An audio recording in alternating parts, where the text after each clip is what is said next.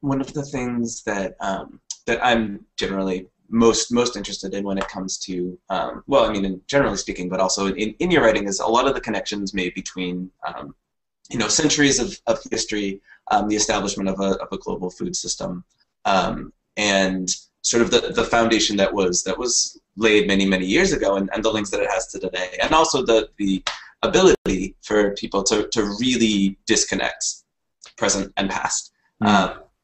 And so you talked about colonialism sort of forcing the creation of global markets that are much like the ones that we see today.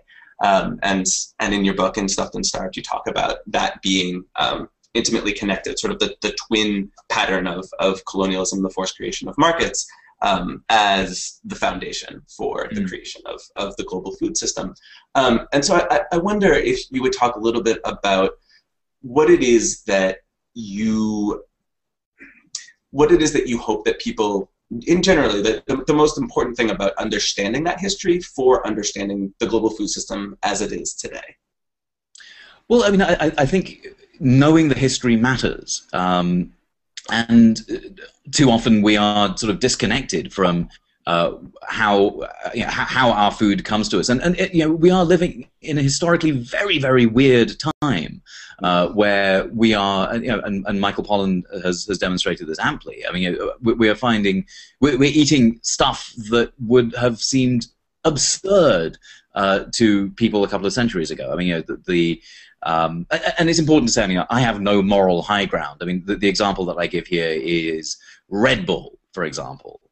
And Red Bull, which is, I mean, it's a drink. It's sort of targeted at young people. You've seen the adverts, but it's a drink that's targeted at college students. I don't know if you've seen the advert. There's this sort of college student who's faced with the unpleasant choice of finishing a term paper or making out with his girlfriend, and the idea is that if he drinks Red Bull, he can do both. So that's these are the sort of the mechanisms for marketing Red Bull.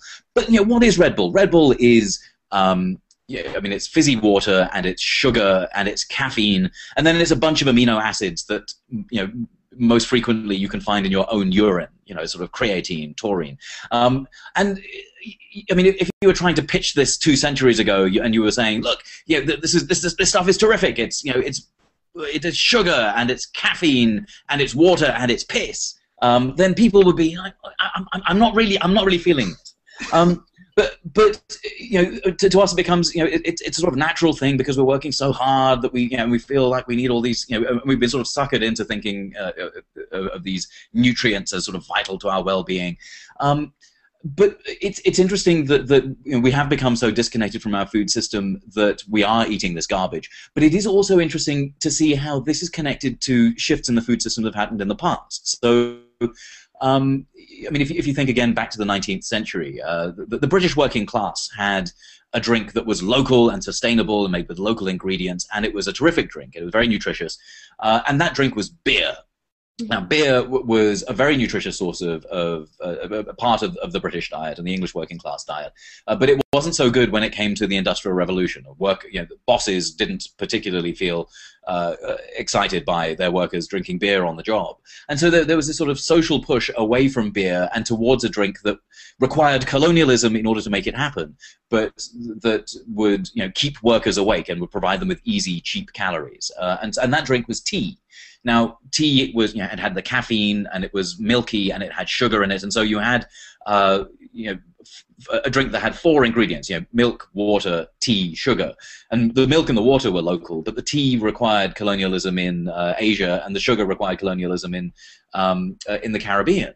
And you have this sort of global series of operations of history and of violence in order to be able to have a drink so that the English working class can be efficient and effective.